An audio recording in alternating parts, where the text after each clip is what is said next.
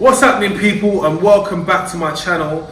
I am a plumber and I'm going to tell you a little bit about things which I think you need to know before you get into plumbing, or I think people should know before they get into plumbing. What experience or what knowledge have I got? So I've been a plumber for nearly 19 years now, and I've also been a plumbing lecturer for 8 years. I've also been mentioned in a few magazines, some like these magazines which I'm trying to show you here. And I've got a passion for learning and being a plumber. I am a plumber myself. I own a plumbing business. I make plumbing content, and I'm passionate about plumbing. So being in the right headspace to be a plumber, that's where we're going to start.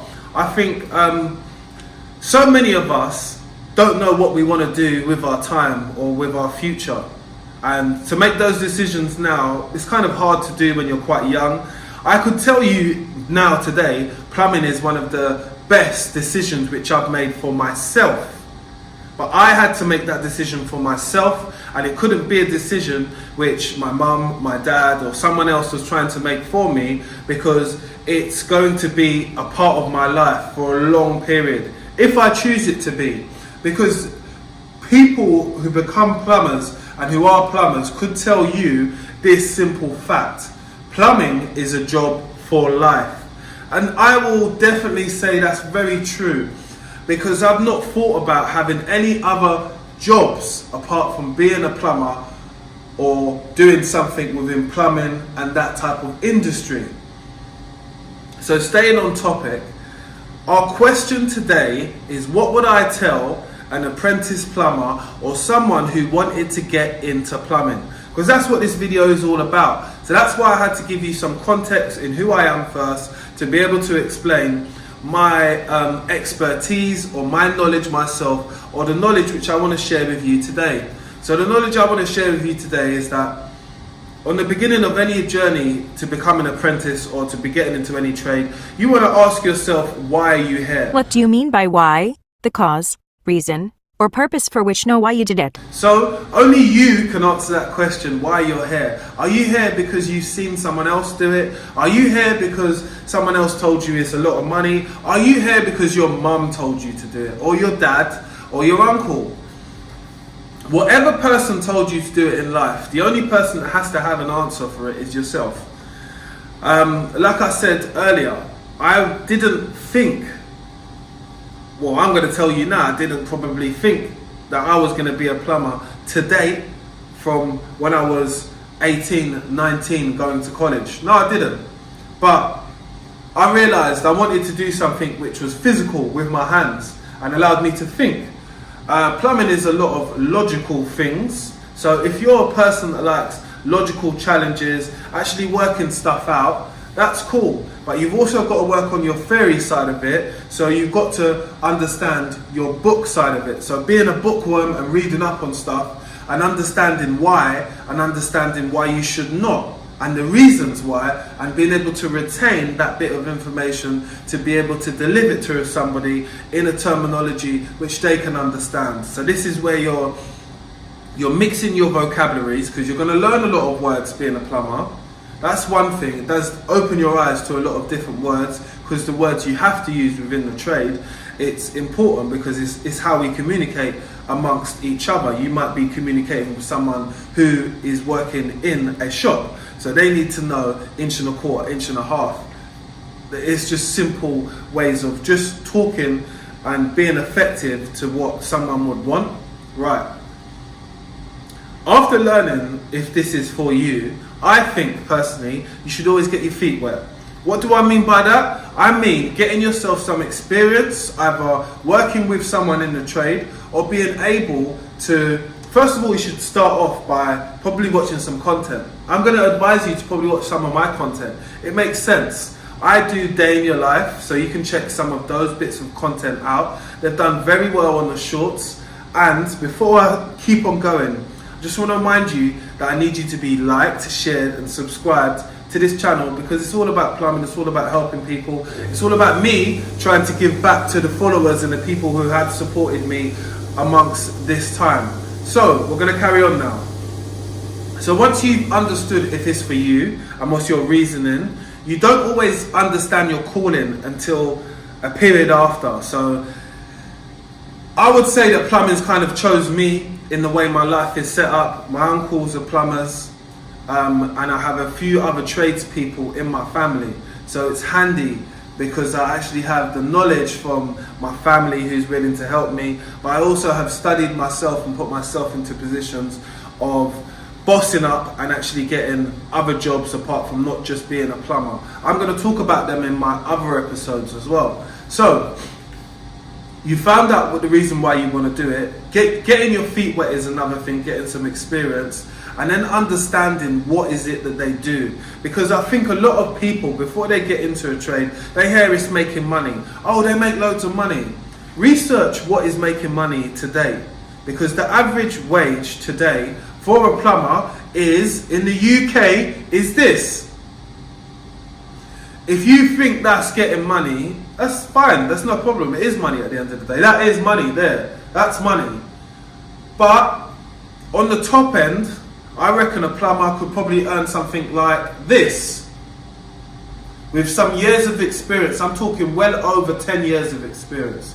That type of money, yeah? It's possible, it's doable, it does happen. It might not happen in the demographic or the area code you're in, but me, myself, at the moment, I work in some of the most expensive places in London. The expensive place in London, which I'm not going to mention on the video, but I work there in that area, so everything is really expensive. The cost of everything is a lot at the end of the day. But it's where I would like to be as a person. So I would say you should look for companies who are looking for apprentices, because not every plumbing company or heating company are looking to take on apprenticeships or apprentices, because sometimes young people in their head could be a liability, could be a reason not to turn up, could be a lot of things. So you having to get over the phobia of asking people for things, because I know with a lot of young people, asking and making conversation, it sometimes can be a bit hard, it can be a bit difficult. And I understand that adults sometimes put up this level of barrier in between you. Not everybody is here to help, you know that, and so do I. But finding people who you can connect with, and what would be nice is for you to obviously see someone who's going through their apprenticeship and being able to question them, because it's a long period of time which they're asking for people to be on an apprenticeship nowadays. But that's something we all need to be aware of. So it's a long road, basically. When you get to that road, you've got to remember before that you're not going to be getting the wages or getting paid. You're really there for the experience. Trust me, you are going to get paid, but it's not going to be the amount of someone who has been in the trade for a while. So it's not a thing of playing catch up. It's a thing of learning your craft, studying and keeping your head down, and making sure that you get to the position where you need to get to at the end of the day, or in a 5-year span, or however long span you're taking to do your qualifications, whether it's MVQ, whether it's diploma, whatever you pick. But this is another thing as well. So MVQ is the full I'm a plumber. Diploma, you need certain parts of it to add on to become a full level MVQ. You know, I'm not going to go into the jargon, but I am going to put something on the side of the screen which will explain it here. So if you want to pause it now, this will explain NVQ, and if you want to pause it now, this will explain diploma. So I wanted to clarify these things, so just so people understood. And when you're thinking about employment, you might say to yourself, oh, let's say a hotel was looking for a plumber. They only require someone with a diploma. So I could get this diploma, work my way up and be in, and that way I'm in the industry and it's easy for me to move about. Most definitely, of course it is. It's harder for people to get into this industry because either they don't have the qualifications, they don't have the work experience, or they don't have someone who's able to give them a hand or help them build their portfolio book or finish it. These are the problems which people have. So try and think about the hurdles before it happens. I've had many students who have told me, oh, I'm just going to finish it and then I'm going to contact my dad's mate after. I told you to contact your dad's mate when we was in the college, and believe me, what did he say to you? He said to you, don't have a job for you. This is what happens. This is why you shouldn't put all your eggs in one basket. Sometimes you have to look outside the box, I've told many of people, yeah, you want to work with plumbing for me, you want to work with whoever, whatever, but why don't you go for a small run family company or something like that? A really small company. Or why don't you go for a really big company and see what it's like?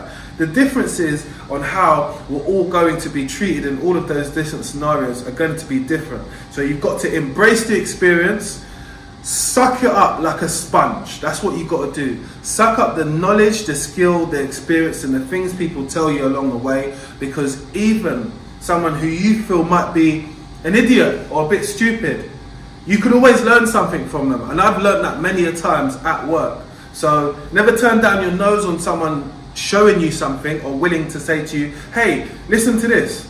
It could be knowledgeable, it could be not knowledgeable. It could be useful, it could not be useful, but you don't know until you find out. And that's one thing I find as well, is a lot of people tend to think they know everything. And don't get me wrong, there's no one that knows everything. We would all like to think that we're up to speed and up to date on everything what's going on, but it's impossible to be like that. Humans make mistakes, you're going to make mistakes. I made mistakes as a plumber, and I would admit it, I put my hands up at the end of the day. But you grow to learn from your mistakes, and there's nothing wrong with doing that when you're an apprentice. And apprentice is the perfect time for you to make your mistakes, to see what you need to improve on. And making sure you do improve on stuff, that's a thumbs up for yourself. I think what would help a lot of, I would say young boys, I haven't seen so much young girls needing it, but they probably do need it as well. So we're going to say young girls and young boys who get into plumbing as a trade, having a mentor and someone who looks out for you and your well-being, your mental state, how you're progressing, and all your next steps. Because sometimes we need like we need a mood board. We need a board of things which we want to happen in our lives. We want good things. We want to get this job. We want to be able to get our qualifications. We want to be able to move up the trade. And sometimes if we set them out in goals, it's easier for us to achieve them. I've found that with a lot of different apprentices who I've worked with over my 8 years being in colleges.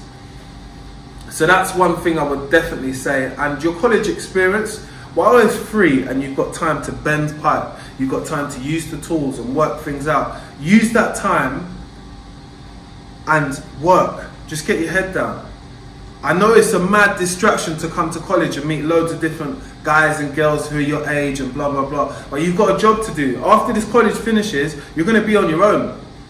And I realized that when I went to college, because when I went to college, I was working with other people who were doing apprenticeship as well.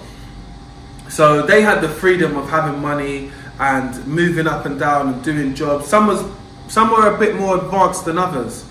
But at some point, people kind of catched up to the same point, so it's not something you have to worry about, because I might have not been doing so many domestic jobs.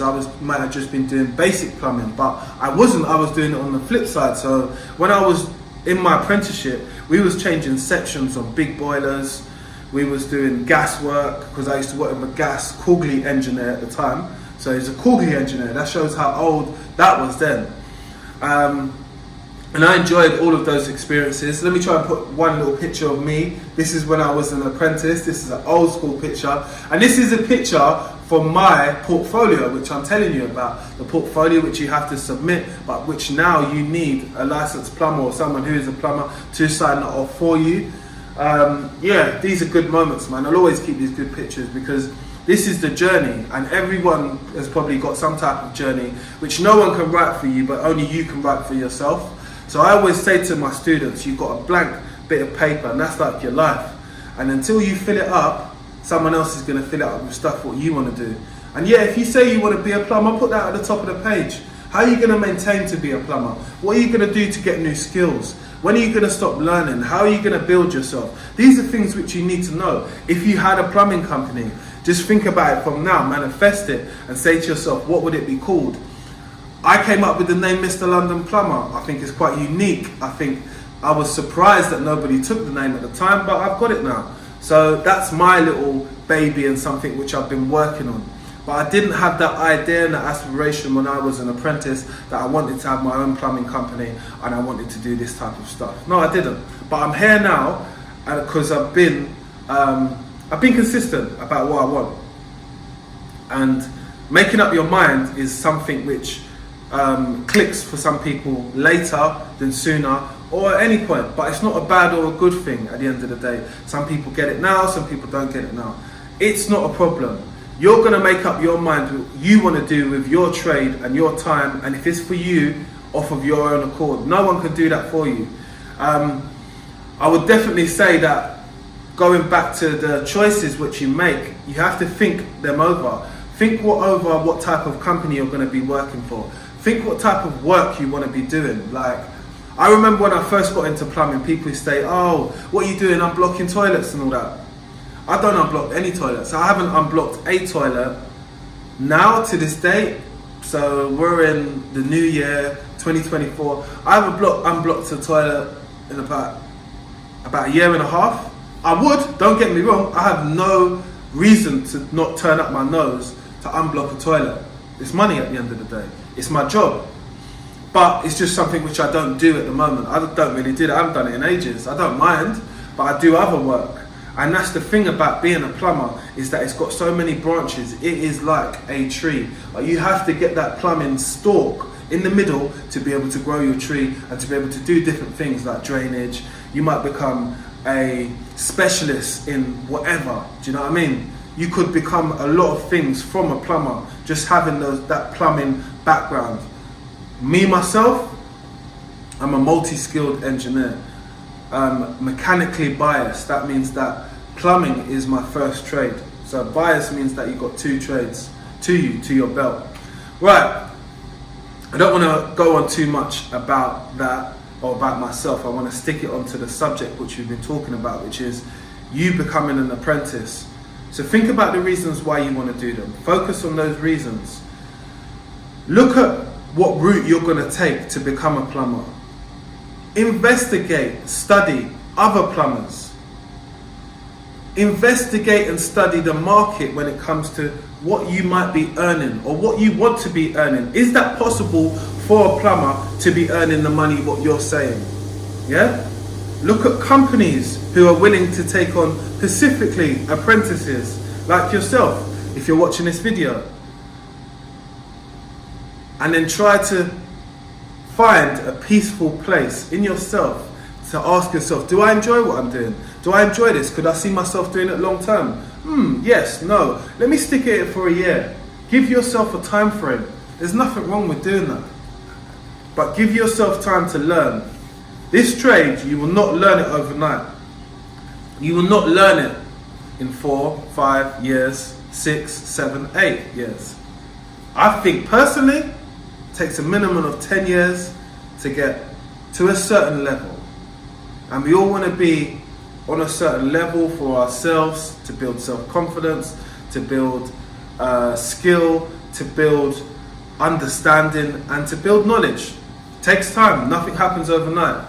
But I would say, from my personal experience, it's one of the best experiences what I've done as a job in general, and it's given me the world of freedom to be able to do anything I want within reason. Make sure you're liked, shared, subscribed, and I hope that you took something from this video and you learned something, because I'm speaking from my own experiences. It's Mr. London Plumber. Make sure you're subscribed.